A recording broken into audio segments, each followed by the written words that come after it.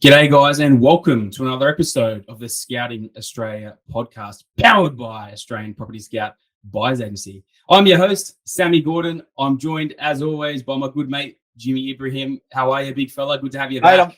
I'm very good, and what better day to do the podcast than the big dog? It's his birthday, mate. Happy birthday! I know Thank you're you, mate. you wanted to keep it under the radar, but we've definitely got to make a bit of noise about it. The big dog, the bull shark. How Bull shark, as you love to 21? call How me. does it feel? Well, I wish, mate. I wish. It's good, mate. As you know full well, being a couple of decades in front of me, bud. Mate, it's just your birthday's just another number as it ticks around, mate. I'm feeling good. Everything's going well, mate. It's a good day already so far, man. So thanks for the birthday wishes, buddy. I know your head has literally taken up my whole screen, and it's bigger than it normally is. But Mate, I'm starting to see a it's few gone. grays there as the years tick on. Look at you. Mate, I'm definitely Look catching up out. to you. I'm catching up. You're a good few thousand in front of me, mate. But I'm hot. I'm hot on your heels, and in a couple of decades now, I'll catch up. The grey bull shark is upon us, ladies and gentlemen. Guys, it's great to have you back. It's great to be back here and recording another episode for you guys. The reviews are coming in thick and fast, so we really appreciate it. Last week's Q&A went off. We've got more questions coming in off the back of it, so obviously we really, really appreciate you guys sending that in. The questions are coming in, they're quality, and it allows us to deliver some good value back to you guys. So I'd like to say thank you once again, and please make sure you keep sending those in, as well as the reviews as well, guys. We're getting some some great response on that, so it's awesome to see those 5-star ratings and testimonials and whatnot come through, guys. Really appreciating it. Today, we've got something a little bit different for you guys. Well, not so much different, just going back to a standard sort of topic. But it's something that we get asked it a lot, and it was sent through so many times as a question through Q&A that we decided to record this as a full-length episode. The real question and the big thing here is primary residence, PPOR versus rent vesting, and kind of tackling that and breaking down the pros and cons to both sides of it, and what you should really be doing. I know Jimmy, as most of you guys know, he runs our discovery calls here at Australian Property Scout these days. I ran them obviously for all the years previous, but he's been recording them for a long time now too, taking them for a long time now too. And it's such a prevalent question that I reckon 1 in 3, 4, 5 people ask us, should we be going down that route and potentially buying the prime residence now, or should we be rent vesting instead? Jimmy, mate, what are your thoughts on this? Mate, this would have to be one of the absolute cracking questions, because this, and rightfully so, because when you think about it, normally we get a lot of calls from people in their 20s, even in their 30s, if they might not have got into the property market. The biggest question is, what do I do? And do you go down the primary place of residence, or do you go into the rent vesting?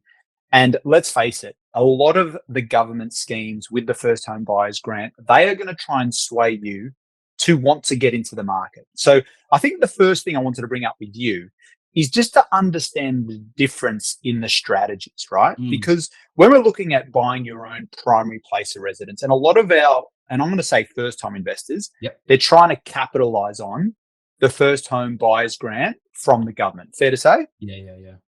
So it's definitely a different strategy in that sense, compared to if you're going to go down the investing road, you're saying, you know what? I don't need the government incentive. I'm not looking for the first home buyers grant. I'm just wanting to get started. So it's important to understand the key differences. Yeah. So a lot of people are spruiking both ends. Yeah. First of all, for you, the government who is trying to get you into the first home buyers grant, they don't want you. They're not marketing that to the investor, correct?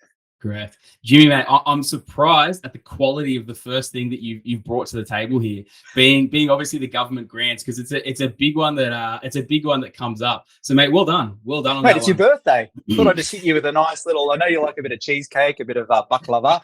That's my first present, my first sweet for the day, man. I think the first homeowner grants, they're a funny one, and it's an interesting one to dissect, because, and also as quite openly, is I started with the first home owner grant, and if I didn't have access to the first home owner grant, it might have taken me another 12, potentially 24 months, probably another 12 months to save enough of a deposit to be able to buy something. So there's something to really consider when you're thinking about getting into the market.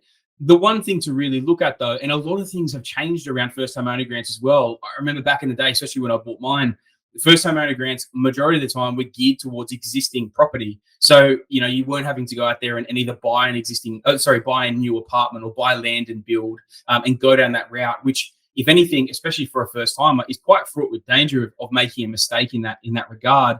But for me, it was a massive leg up, man. I'd only saved into the low 20s, 20,000s as a 10% deposit on what I needed. My first property was 275,000, so I would have needed 27.5 grand deposit plus stamp duty and all the rest of it. My grant at the time was 10.5 grand plus no stamp duty, so it was a massive leg up for me to get into the market. But I also didn't know any better. And I was located in Sydney, which at the time, this was in 2009.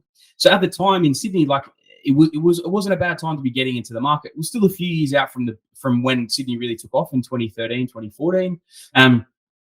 But it really helped me get into the door of that property and begin my journey, right? And if I didn't have it, like I said, it would have taken me a bit longer. The one thing to note, that really important factor of what I brought up before is like right now, you can't get that same grant. Even on existing property. And I think, guys, I don't know the full ins and outs of the rules because it's state by state now. So they change all the time. They're very different. But almost all states now, they have nothing to do with existing property. Even if you want a stamp duty exemption, a lot of the time the stamp duty exemption only comes in on brand new purchases. And then there's, some states give you the stamp duty exemption and a bit of a grant. It could be, 5, 10, 20 grand on top of that, depending on the state. What you have to look at, though, is, and if you're buying new, especially if you're buying a house and land or if you're buying an apartment, are you actually making any money on that deal? Is it going to be in the right market? Is it going to be oversupplied with investors, or potentially first-time buyers, other first-time buyers that are kind of getting into that market? Like, what's really going to be driving the growth in that area or at that price point? I think it's a really important thing to note and kind of take into the equation. So grants, man, they're a good one to look at. And so what I would do first and foremost, if you were trying to weigh the two up, is you would have a good look at the market you were looking to get into. And let's say you were in a market that you were quite convinced, or you hear different people talking about, that has potential for strong growth. It might be a location worth looking at taking advantage of the grants if they also work in line with it being a decent investment decision. If they're not, which 9 times or 99 times out of 100 they're not, I would pass on the grants and build the portfolio first, because you're going to be able to come back to actually buy something you want, not just something you can just afford, just to take advantage of a grant, which you might get stamp duty exemption and 10 grand. If you're paying some sort of, commission, some built-in commission there on like a house and land or apartment, there might be a 40 grand commission built in, and you might be 20 in front, but because you're 40 behind, you're literally coming out 20 behind, if that makes sense, those maths. So it's a very, very murky waters when you go into that brand new sort of product. And something I would be very, very wary of. So I wouldn't be investing purely I wouldn't be buying and making that decision purely based off the grants on offer. Well, the big thing I find, and it's very important, looking at your situation, right? So you obviously you're in the Sutherland Shire, and you bought your first apartment in Wollongong, right? So let's face it, you're going to be buying, if you're looking to use the first time buyer's grant, you're going to have to buy a place that you are going to have to live in, which by the law, right, theoretically. So you're going to be buying where you live. So that's the first thing. Is the area where you're living really a good investment? So for me, I'm in Melbourne, right? So even if I was starting out, would I buy an apartment or whatever it was to comply with the first time buyer's grant just for the grant, even though it might mean that I'm actually getting a worth it kind of property? So you got to ask yourself, why would you do that? So from my thing for you, and you correct me if I'm wrong, but the affordability index back then was a lot more achievable than what it is now. So let's look at people that are in Sydney, because I speak to a lot of people from Sydney, and they're trying to weigh it up. They're like, oh, well, I can get an apartment. I'm like, okay, well, let's look at what kind of property realistically you're going to buy. You're going to buy an apartment because they don't have a huge deposit. You're going to get the first-time buyer's grant, but inevitably you're buying an apartment, and let's just say you're buying it off the plan. For everyone out there, we know that we don't like off the plan because you're buying end-of-the-line products. It's going to stuff up your cash flow because of strata fees. You can't uplift any value. You're buying something overs, right? Yes. You're paying over. So is that 10 grand or 15 grand, or even let's just say it was 50 grand? There's no use getting 50 grand discount on a property that's doing nothing over the next 5 years. The other big thing to note as well, Jimmy, is a lot of people actually run into a really big issue with this. Is, let's say a market like Sydney or Melbourne, you buy something off the plan, you might not settle it for 2 or 3 years if it's that far off, right? Just to get your grants locked in because you sign a contract. If the market slides back 10%, you may have to pull out of that contract and forfeit your deposit. And I saw that happen heaps in 2018, 2019, even going into 2020 in Sydney. A lot of people bought at the tail end of the boom, 2016, 2017, with long off the plan contracts. By the time they came to settle, they were $50,000, $100,000 shortfall on the valuation, which they didn't have the money to come up with. And even if they did, they were literally like, they were going to be settling behind. It was more financially smart and feasible for them to walk away from their deposit they put down. Some of these are like 5-10% deposits on a $500,000, $700,000, $800,000 investment property, and they had to walk away from it.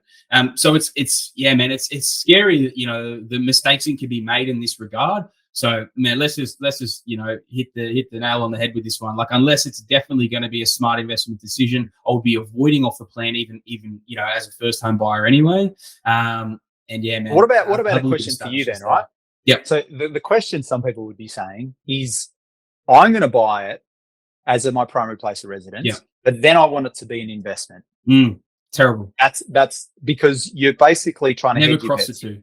Never cross the two. Never cross swords. Never cross swords. You've had a lot of experience with crossing swords. Take it from the man himself. Never cross swords. It never ends well, right, Jimmy? Guys, yeah. So, look, don't be naive. A lot of people make that mistake. I'm going to buy a holiday home, but it's going to be a great investment. I'm going to buy a primary residence and then in 12 months turn into an investment.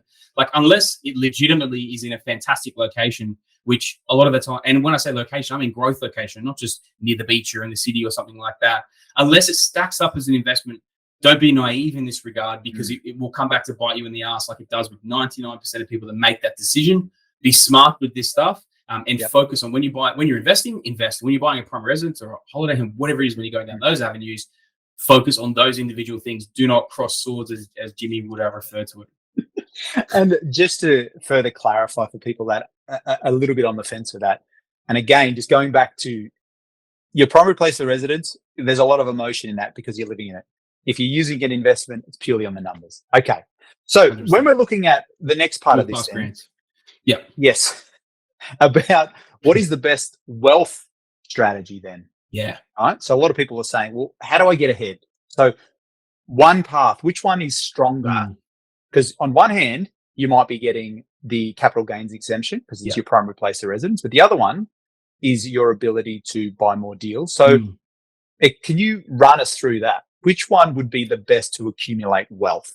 So this is where it comes back to, as I kind of just alluded to a second ago, it always comes back to the location, right? Like if the location, and some people get this a little bit wrong, right? They think, oh, well, it's grown really well for the last 4 or 5 years. Like it's almost doubled, right? Like it's a great growth location. If anything, that's a reason to avoid it and to be very, very careful buying your primary residence there, because something doubles in 5 years is very, very unlikely, almost never would double again, especially in the next 5 years or whatnot. It's almost a better market to sit and wait out in that regard. It always comes down to the location. So if, like, let's say it was Sydney in the early 2000s, right? Early 20 teens or whatever. Very low point in the cycle. Market hasn't done a run in 10 years. You know, it's almost cheaper to buy than it is to own than it is to rent. That market made sense to potentially buy a primary residence in, because if that market's going to grow and your property is going to have a significant growth the next few years, that, in my opinion, is the only time that it ever really makes sense to buy a primary residence. If your market's pretty cooked, or if if it's significantly cheaper to rent than to own in a certain area, even if the rentals are you think that they're expensive and vacancies are tight and whatnot, if that factor is massively out of balance, like most markets are right now, because most of the country is going through severe yield compression. And what that means is there's been so much growth, and even though we've had good rental growth, there's been so much price growth that yield compression, which means your rental return against the actual property value, has come back so much. So it's so much cheaper at the moment to rent than it is to live in most good primary residence markets across Australia at the moment. So what I'm getting at with that is, like, it's because it's so much cheaper to rent than it is to own. A much better strategy is to build out an investment portfolio first, rent where you want to live, where it's significantly cheaper to rent than it is to own, and then build the portfolio outside of that. Obviously, that caveat is, like, if the market's, going through, you think is in an early stages of a run and going to have a good run, and potentially you can force some value on something and have that primary residence exemption, actually can be a half decent strategy from that end. But again, guys, 9 times out of 10, you're better off keeping them separate, build your portfolio separately, and go from there. Now, obviously, your primary place of residence is an emotional purchase. So there are some people out there, couples, they're about to start their own family. They're looking at having kids, or they might have some kids. And it's only normal to have the nester, usually out of the couple, there's one that wants the nest. Yes. So they're seeing more security in having the primary place of residence. What would you say to those people? Because security is a very interesting term when you're looking at this. And what does that actually mean? So for couples out there that have got a young family or are starting a young family, is it still worthwhile to rentvest as opposed to feather the nest with a primary place of residence in terms of what is more secure? Security, it is like you said, man. It's a different one to kind of weigh into the equation, because a primary residence, it's an emotional decision and it's an emotional purchase, right? You have to think about what's really the most important thing to you. If security is the most important thing and you don't want to build a portfolio or whatever, that is what it is. But if you buy a primary residence and it's going to knock you out from the investing game, you have to be realistic with that. I've had a lot of people that are like, they come to that realization and they're like, you know what? We'll rent for another 12 months. We'll put it off for 12 months. We'll invest. We'll buy 1, 2, 3 properties. And in 12 months, we'll buy our primary residence. But we'll build out the foundations of the portfolio first. So then we've got that ticking over in the background.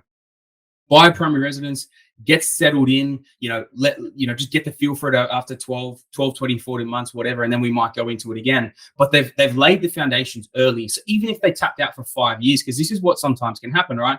You kind of get into this, the swing of things. You buy your primary residence. This is something we'll dive into a second. The banks look at it as a liability, not an asset. So your borrowing capacity gets smashed. You might have your kids and whatnot. And 5 years later, you come back. You don't only have that primary residence that may have done nothing growth-wise because it was there as an emotional purchase, right?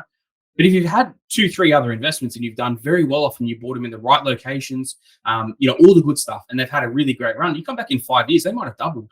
You might come back in 5 years and go, oh shit, all right, sweet. Well, the primary residence did nothing, but one of them doubled. The other one's had 70% worth of growth. Even if you capped with serviceability, the one that's doubled, let's sell that, reinvest those profits into 2 or 3 more deals, and let's start this journey going again. And so I think it's like a really good safeguard way of still building a portfolio and building that wealth. So I understand what you're saying with that security side of things. This is where you have to weigh it up. Everything in life, man, you are one to always say this to me. It's like there's always a give and take. There's always, if you want something in the universe, you've got to give something, as well back to the universe sort of thing. So when it comes to primary residence, for me, a lot of the time, it's almost another one of those delayed gratification moments where it's like, I would love the security and I would love the status of being able to own my own home, but I'm going to delay it for 12 months. Or I'm going to delay it for 24 months, and I'm going to build out a 2, 3, 4 property portfolio in that time frame.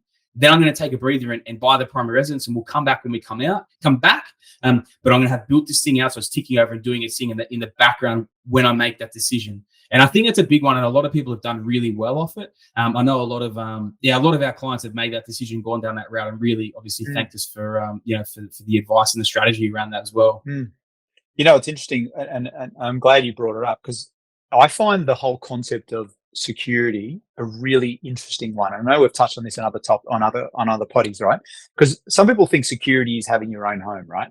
But I always and for everyone listening out there, there's no judgment on what you want to do, because as a family and as a couple, and you do whatever you feel is the best for your family, right? So we're not telling you should do this or you should do that. We're just weighing up the 2 options. Yeah. But I always find it really interesting about security, right? Because let's face it, our golden handcuff, security. And then the reason why I'm saying that is that, yes, you might go out and buy your primary place of residence, right? And it might tap you out of the market. So you feel secure that you're not getting kicked out of your house. You can still stay there and all that. But if the property's not increasing in value, at the end of the day, I don't care what anyone says, everyone wants a better life. They want to have more means to do whatever they want. So if that decision, even though you're in your own house, but it's not getting you better financially, is that more secure? I don't think it is. I don't think it is either, man. It's a great point as well, because there's the reason that banks don't look at your primary residence as an asset, right? They look at it as a liability, because the main reason for that is because you're not deriving an income from it. So But if you touch on that exactly like you said, if it's stalling you with wealth creation, and let's say it stalls you for 5 or 10 years, and you don't have anything else ticking over in the background like we spoke about before, you're literally going to get 5 or 10 years down the track. And if you just been spinning wheels, just surviving and just not even just surviving, maybe just living and enjoying life, whatever, for 10 years in that home, but then you get to the 10-year window and you're like, oh shit, all right, well, maybe we'll start an investment journey. But now I'm 45, or now I'm 50, or even now I'm 35, whatever, like at whatever point in life you're at. The compounding effect, and we're literally going to run a potty on this soon because I need to break down so people fully understand the compounding effect of making these decisions now and today, and the compounding effect of what I said before, buying could be just literally one property in the right area, or you buy 2, 3, 4 properties. What that will do for you in a 5, 10-year window, it will completely change your life. Even if you buy the primary residence in that 12, 24-month window, if you lay those foundations now and you buy in those, like we always say, man, right property at the right price in the right market, and you put those in the portfolio now, guarantee you in a 5, 10-year window, you're going to have so much money sitting in those deals, you potentially could even just sell them off and pay out the primary residence, or you keep building on that portfolio and really be able to build yourselves a life there as well. So I think it's a massive thing to weigh into the equation. Actually, something that I haven't spoken about heaps before is like this scenario happening to me. I never wanted to rent anywhere, right? When I was young, I was always like, I'll never rent anywhere. I'll only ever own my own home. I thought it was weird. I thought it was for the poor and for the weak, and like who would want to rent somewhere, right? Well, rent money is dead money is one of the classic sayings ever. 100%. My parents definitely like reinforced that to me. You know, they said it to me like when I was younger. And it's funny when you think about it, but like when we go back to the velocity of money, if all your debt is tied up in your primary residence and all your capital is tied up in your primary residence, it's not, if anything, like you're constricting yourself in terms of what you can grow, because when you are able to leverage, and that's a beautiful part of leveraging and compounding your growth when you're out there investing, that it can take you so much further. And I look at the change that happened with me when I went back, and when I sold that very first property, the Wollongong unit, funnily enough, when I sold that in 2017, I also made the transition out of where I was living, my primary residence. First time ever. I bought when I was 19, and I moved out of this other home when I was 27. I always lived out of home in my own home at that point, right? The serviceability increase, even though I rented my house for, I think it was $600 a week, and I went and rented somewhere else for $660 a week. The serviceability increase, even though I was paying more, the serviceability increase of going and renting for more, 10% more, was crazy within my portfolio. I can't remember the exact number it was, but I'm pretty sure it was another property, you know, in terms of borrowing that I was then able to go out and use to purchase and continue to compound and build the wealth. And it goes back to exactly what I was saying before. Like, the banks look at your primary residence and they look at that debt, that non-income producing debt, as a liability, not as an asset. When you flip the switch and go into that scenario, your serviceability will increase. And that was, well, buddy, I'm 33 as of today, right? So that was 6 years ago. I was 27 when I did that. And I look at the shift that's happened in my portfolio in the last 6 years. You know, in 6 years, I've gone from, I was at 6 properties, right? So I stalled at the 7, I had to sell one, and then I did the transition out of my primary residence. Went from 6, now I'm at 40 properties at, you know, in 6 years, where the first 7 years I only got to the 6 or 7, right? Like the transition and that massive swing you can have, and not everyone obviously wants to go that big, you don't have to, but the borrowing capacity that I increased at that time, and then going out and buying the right property at the right price in the right market, allowed me to then leverage up to this next level and this different point. So it's a really important thing to note. You know, people think exactly like you say, they need to have this security, they need to go buy that primary residence, and the thing is, not like very few people, they spend within like their budget or try and stay under budget. When it comes to primary residence, they're trying to max that thing out to get the nicest house they can so they can show their friends and all the rest of it. My honest advice with this is like, keep your ego in check.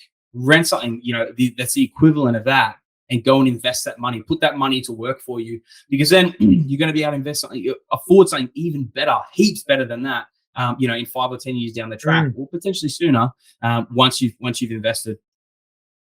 I think you brought up a really good point, and I know you went over it quite quickly, and I want people to really capture this, because people listening to this, they might be thinking, well, hold on a minute, 600, and I know you've answered it, but $600 a week in rent and $600 a week in your mortgage repayments, they're thinking to themselves, surely the bank sees this as the same, because 600 and 600. Yeah.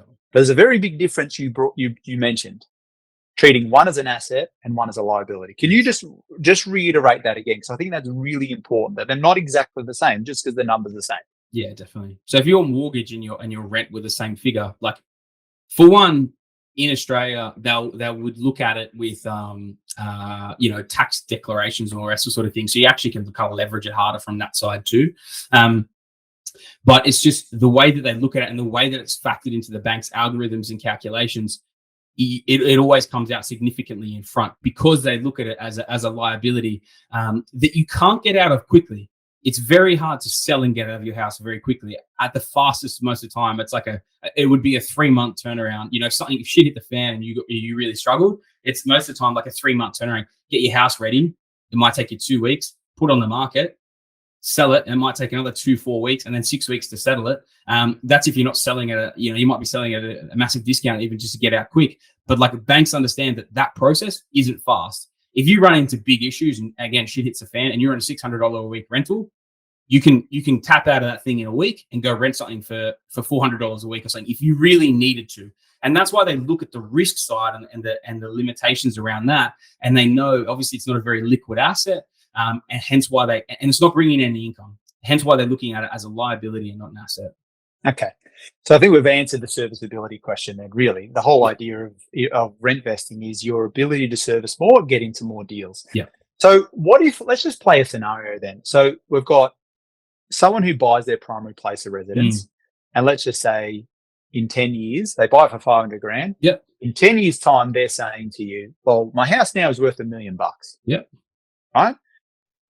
How do you look at that from an investing perspective and think, okay, over those 10 years, what realistically, if you were starting out, instead of buying a $500,000 primary place of residence, and we're saying it doubled in 10 years, yeah, right? yeah. If you started out investing, what would be an example of what you could do? And just as a broad, because obviously there's plenty of different factors. 100%. All right. So let's say you get to that point and, you pay off 100 grand of your loan and it doubles and it goes to $1 million, right? You're at $600,000 worth of equity, which is great. And you're right? thinking, how good's that? How good's that? A lot of people that's be awesome, thinking right? that. But imagine your serviceability is a lot better. And in that first year, instead of buying one property for 500 grand, you buy 2. Okay. And then every consecutive year after that, you just buy one property a year. You don't go aggressively. You pull some equity out. You save a bit more. You buy another property a year, right? What price point are we talking about, roughly? Let's just say we're talking the same money, right? Let's just say you're talking your 500 grand, same equivalent sort of property, because your serviceability is going to be better, so you're going to be able to do it. Even if that first year you just bought those 2, in 10 years, man, you're going to be double in front. Because if let's just say they're the same market, right? All things equal, and you're renting in the same market, whatever, because you're not going to pay that much extra off, right? Let's say you pay off the extra 100,000. But if you bought the 2 investments that are in the same market, they've grown the same way, they're both gone to $1 million, you're going to have the $1 million in equity as opposed to the 600. Even if you hadn't paid anything off, you get $1 million instead of the 600. But what about everything else you could have bought along that way as well? So even if you just bought one a year every year, obviously the compounding effect of that, if you look at it, if they're all doing, this is, you average it. Let's even just say none of them performed as well as an average. They were kind of 250 grand in front per property by the time you get there. If you got the extra 8 properties, that's another $2 million you are in front, right? So you're 8 by 250 in terms of growth. That's a subpar 10-year growth rate. You're 2 mil plus the 2,500 you bought at the start. You're at 3 mil net equity in 10 years as opposed to the 600 grand you got on that. Now, how much of a legend, I was going to say another word, but how much of a legend will you feel if in 10 years you sell all of them, you pay a little bit of tax, and from the 3 mil you're left with 2.5? Because obviously you got to remember as well, you got 50% capital gains tax exemptions. So a lot of people get scared of capital gains tax, right? Yeah, they don't want to pay it, right? They're like, nah, it's not worth it. Then it's a cost of doing business, and it's a cost of profiting. It's like, if you're going to make $1 million, in your job, you're going to pay probably around about 400 grand in tax. But if you go make $1 million out of property and you've owned it for over 12 months, you've got a 50% capital gains tax exemption. So you don't pay tax on the first $500,000, and then you pay tax on the remaining amount. So you might pay 200 grand on the $1 million as opposed to the 400. So if you're making that sort of numbers, and if you were smart tax effectively and you sold them in consecutive years, you might pay on the 3 mil, you might pay, $500,000, $400,000, $500,000, $600,000, something like that in the tax, as opposed to the other side of it. So, how much further you can get in front like that, just leveraging. And man, that's like, that's just taking it easy, you know, just buying one property a year, being conservative, just buying the one property a year, getting an average annual growth rate, not timing markets at the absolute bottom and doubling in 3-4 years, whatever, pulling out, doing that sort of stuff. So I'm literally talking about a very, very basic strategy there. You would literally be probably circa $2 million in front going down that avenue. Now tell me, like, how much of a better property could you buy with that amount of capital as opposed to the 600 grand? If you're sitting at like 2.5 mil profit cash at the end of it, how much of a better property could you realistically have bought in that time? And you probably could have rented a better property than what you would have bought at the start. So you actually might have a better living quality, like better quality of life, living in a nicer property for probably similar, you know, similar rent or whatever to what you're going to be paying as a mortgage, especially with where mortgages are at the moment. So you're living in a better property. You're going to make $2 million more in terms of profit. These are just, obviously, guys, these are just very, run-of-the-mill numbers I'm just kind of throwing out. This isn't exact or anything, but this is literally what you can expect. Like if you have a look at the average growth rates and where you're buying, you know, getting that sort of numbers, they are realistic of what you could expect if you invested over that time window, as opposed to just buying that one primary residence and sitting on it for a 10-year window. That's a cracker, Sammy. The bull shark has really bitten off that one. Because when you think about it, going back to that security thing, right? Is it security, or is there a false sense of security? Yeah, definitely. If you've got that one property. Well, you're locking yourself in, hey? Like you're locking yourself into your future, like at that amount. It's and not, also, it's nothing amazing. We have said this to people many times on the podcast, and I say it all the time on my calls. The biggest issue we find in Australia are people retiring asset rich, but they're cash flow poor. Yeah, 100%. And you cannot eat your garage. You can't sell off the back window. Hungry, it depends what it's made of. Gingerbread house, so, I'll have a go at that one. You would, nothing would be left. Nothing left, mate. God, would never really get built. So you need that cash flow. Need that cash flow. So then the question is, right, if we took it back to, say, the first home person who's starting out, right? Is it almost to you now? I know you mentioned a few different things, but all things weighing equally, it's a no-brainer to be rentvesting first if you're starting out. Is that 100%. Fair to say? Yeah. So just for those people starting out. For me, like the big thing I look at is like realistically your first property, like what are you going to be able to buy? Like most people, they kind of come 50, 60, even 100,000. Like, are you really going to be able to buy what you really want to be in? And do you want to be kind of, you know, enslaved to that mortgage for the next 10 years because you're probably not really going to be able to afford anything else and your serviceability is going to be maxed? You know, I've had, and actually in the coming weeks, we're going to have some clients, some investor stories popping on of this exact scenario. They looked at it and, you know, they're in Sydney, they had 60, 70 grand. And instead they invested in the past. They went down and what they were able to build in like a 2-3 year window. And I think it's going to be good to be able to dive into and kind of dissect into that. And actually, I've got a fella who is in his 50s. He's going to be jumping on as well in his 50s, and he had to make this decision as well. Now he's 3 going on 4 properties in, and then once he's made bought the fourth property, he's going to roll into his primary residence because his missus really, really wants it. But literally, man, like they've got each of the properties he's bought. We did 2 in Brizzy. We've had a couple, you know, adding a couple in other locations now as well. The 2 we bought in Brizzy doubled for him, you know, in a 2 to 3 year window. Obviously, we bought extremely well. We bought quite low in the cycle. Did very, very well there. But the growth he's had there is actually giving him this opportunity. And then the other 2 properties we're buying from him are cash flow deals. So he's going to get to this point where he's going to be able to sell off his 2 bread and butters that he's made excellent money on, pay these other 2 cash flow deals out, and then by the time he gets to, if that was all he sat on for now and bought his primary residence, he could focus for the next 10 years on paying his primary residence off, down and off, and then by the time he gets there, it's not a huge amount, but if he does nothing else, he'd probably be sitting on $70,000, $80,000 per annum passive just from executing the final amount of deals we got there. You know, sell 2 bread and butters off, execute those cash flow deals and just live off. That's as a minimum, you know, and that was going down the route and committing to 2 years of investing before buying the primary residence.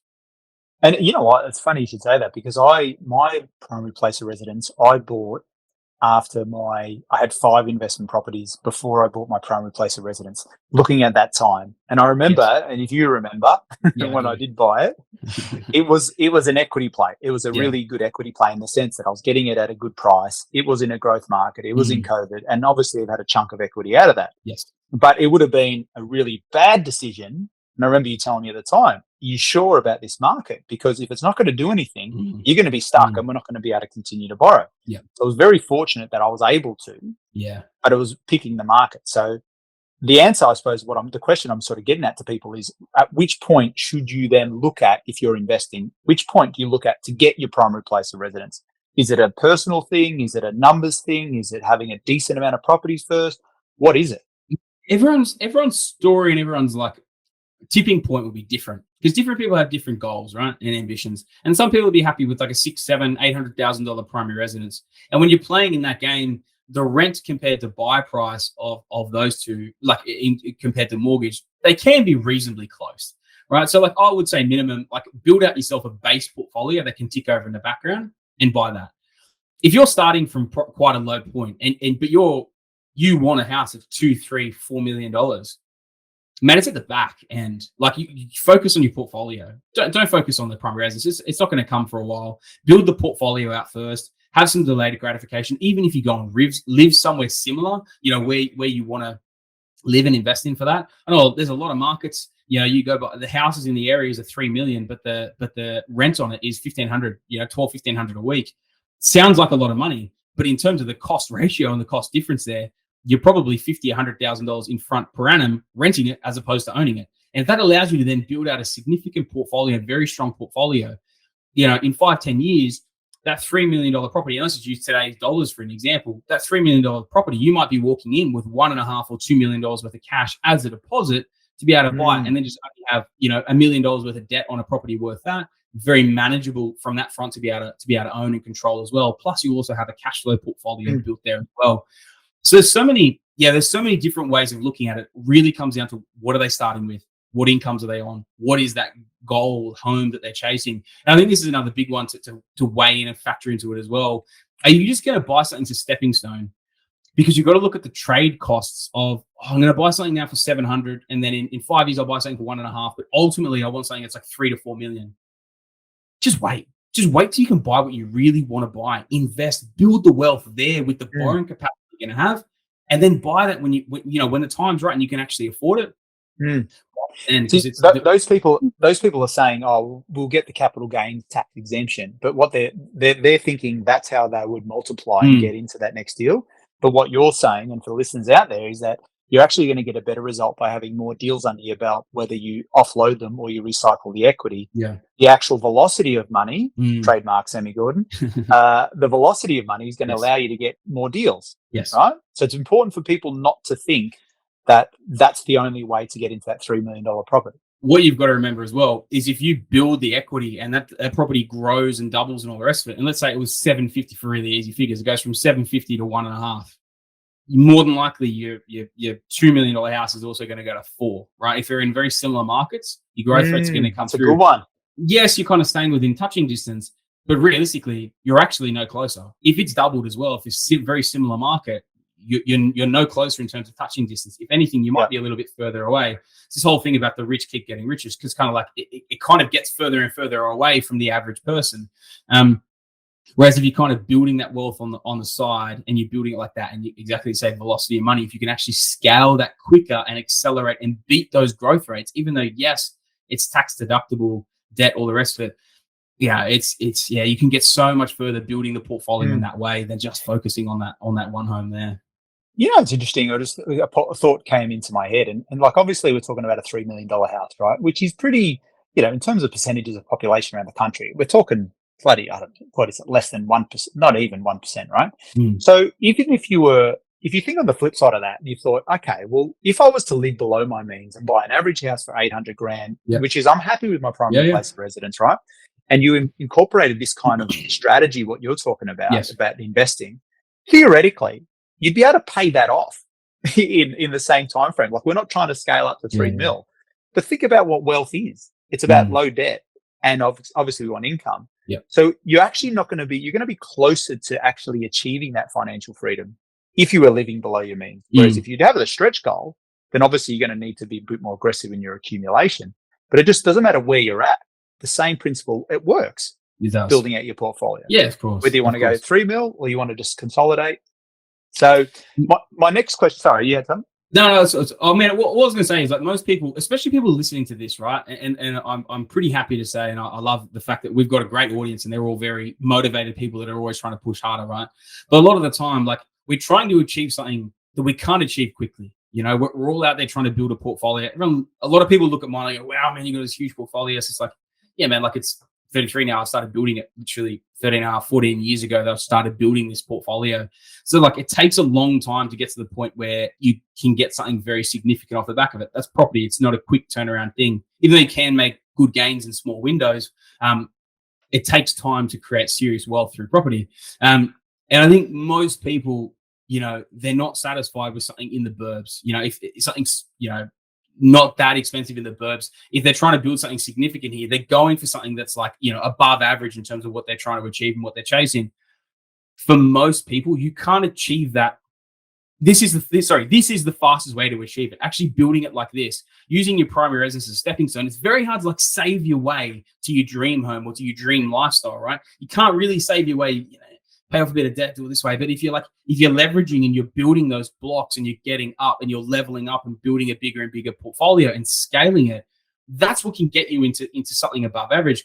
Like I always look at myself as a perfect example of this, like very low income, build a massive portfolio of buying the right properties at the right price, right markets, right times, and riding those cycles and building it like that. Like I for what I used to make, man, I had no right building what I've built in property, right? But I was able to do it from this, you know, not from income, not trying to save to get in front, all the rest of it, from scaling a portfolio. You really hit it on the head. And it took me bloody ages to learn this, but I always thought, you know, getting wealthier was earning more. And I was terrible at investing. And I suppose the last few years I've sort of made up for that and really put a big focus on investing. So for those people out there, and you hit it on the head, it's not about how much money you're actually just saving or even how much you're earning, because inevitably people are spending whatever they earn. Yeah, that's it is huge. So, and I realize that. So it is the investing portion. You cannot get anywhere if you are not investing. And there's never going to be zero risk. Beautiful part, of course. And that's a beautiful part of like releasing equity and building it and building all these different little income streams and all the rest of it through it. It's like you can scale it and you build it and you keep it all. It's like in an ecosystem, right? It's like your portfolio is like its own ecosystem. You keep building it. And when you start, you chip in to get it really going and building. But then once it's that snowball effect that we always talk about. Once it snowballs and it takes off, you pretty well don't need to put anything in there. It just kind of scales itself and keeps building from there. That's a big game changer thing because it will take care of itself and it will go to another level. But when, exactly like you said, man, it's a great point. When people make more money, 9 times out of 10, they spend more. Oh man, I'm making $250 now. I'm going to go buy, buy myself something hectic, going to go upgrade this. Oh yeah, let's go on a trip. Let's go to holidays. Yeah. And it's all good. Reward yourself. That's great. It's all good. But like, realistically, this is what can take you. And this is like, that's what I love about this, because it's almost on the side. It's like everyone talks about a side hustle and the rest of it. There is no better side hustle than leveraging property and deposits and everything and building this thing on the side, because you get $1 million in property, and that could be 2-3 properties. You build that and you can do that quite quickly, 12, 18 months off a single deposit. You build that and then that thing has 10% growth, as an average rate. You're making $100,000 a year. You have a great run. You have 20% growth in a market or a couple of markets in a year. Just make $200,000 tax free. Pull that out, roll into some more deals. You know what I mean? And then you go through another one. It just multiplies and builds. And again, compounding effect. That's a body we need to cover soon, because that compounding 100%. Effect and the way it goes, man, it is unmatched. It's untouchable. Is it Warren Buffett, right? Is it eighth wonder of the world? Mate, was Warren 100%. Buffett one of his great sayings? Eighth wonder of the world is compounding interest. I've got, because I know it's your birthday and I've gone easy on you, but I've got a cracker to finish off with to stump Sammy. So for the people that are out there that have bought their primary place of residence, yes, at which point do you think about selling it, having the collones, the big, to sell them and go back into investing? Which would you do it? And at which point should you consider it? Okay. There's a couple of things to consider here. If you're in your dream market, that let's say you're at a 1.5 mil market or something, and your dream market's double that. Okay. But in the same area. If you hold that property and you can rent it for a very similar money to go and rent somewhere else, and that's going to increase your serviceability to allow you to continue investing, I would do that. Because if you do that, you're keeping that property that's keeping you arm's length, that touching distance to the sort of property that you really want. Okay, so you're holding on to it and renting. Yeah. That's what I did. So I held on to that asset and I rented it, and that's why I went and rented somewhere else that I really wanted to live, that I could afford to buy, but I knew it would kill my borrowing capacity again. That is always a desired result. You know, if you can hang on to it and go invest, you go invest somewhere else, go rent where you want to live, even if it is in that same area. If it gives you that serviceability back, then that's perfect. The only time you would look to sell is if, like, you knew that market wasn't going to do anything for 10 years and you were just holding it for the sake of holding it, and you had a lot of capital tied up in it and you couldn't access the debt, but you want to invest. You know what I mean? Like, there's all these things here that are like cumulatively making a decision. We should probably look at selling this thing. That's a false sense of security, right? False sense of security. That's it. And if it's holding you back, so like if you're going to hold it, it's not going to do anything for 10 years, and you're literally just like, you're going to be spinning wheels because you also can't invest. That is a decision in my mind. I would, as you say, man, have big enough cojones to cut that thing off and or cut them off and move forward and kind of keep investing. So it always comes down to that, man. You got to look at that always comes back though to the velocity of money. You know, if that is really what you're chasing and you want to build that portfolio and that primary residence is holding you back, that's what you need to look at. Dude, I tell you, we've definitely nailed this topic. It's funny because we were saying we'll wrap this up in 20 minutes, 25 minutes. I think we're tipping over, nearly 50 minutes or something. But anyway, it was actually quite interesting. I hope everyone listening out there took something out of it, regardless of where you are in your journey. I hope you took something out of it. And if you did, and you got any comments on that, I'd love to hear from you. Make sure you write in. Yeah, because of course they're going to be writing in to say happy birthday, because we are releasing this today, folks. This is going out to the market. If this doesn't get the worm out, I tell you what, because if you've been following us, how many did we say? How many subscribers? The worm, there is going to be an update on the worm, guys. Next potty. I'll have an update for you at the start of the potty on the worm. It is getting close. It is getting the windmill? Close. The windmill is a little bit further. So if people have no idea what we're talking about, it's basically Sammy said, tune in next step. You'll find out all about it. But mate, I think we nailed today's topic. It's an absolute cracker, and people ask us all the time. So hopefully we delivered some value for everyone out there. If there's anything anyone stumped on with it as well, or anything that you think we missed, please write in. We've got the Q&As coming up. We're going to be doing the Q&As once a month. If there's anything we missed from the Q&A section, from today's section that you'd like covered, guys, write in any extra questions on the PPR versus rentvesting, and we'll look to cover off in that next session, if I can get my words right. I'm getting a bit old for this, mate. You've already been on the Sambucas this morning, haven't you? It's your birthday. Mate, 5 balls. Yeah, I smacked half a dozen 5-ball shots. I'm struggling. But look, guys, Jimmy, mate, quickly, I just want to know what you're doing for your birthday, because the listeners want to know anything special today for the big day. No, I'm just working. Morgs, my partner Morgs, she's obviously in the business as well. She took me down we headed down to Byron for the weekend, so we've already had a little bit of a celebration. Oh, nice. I'm in Sydney, mate, tomorrow for the week, and then so no big party celebrations tonight, mate. Mate, hopefully you have a chance to have a celebration. Have a couple of shardies. Mate. A couple of Sambucas for you and a couple of 5-balls for me. All right. Okay.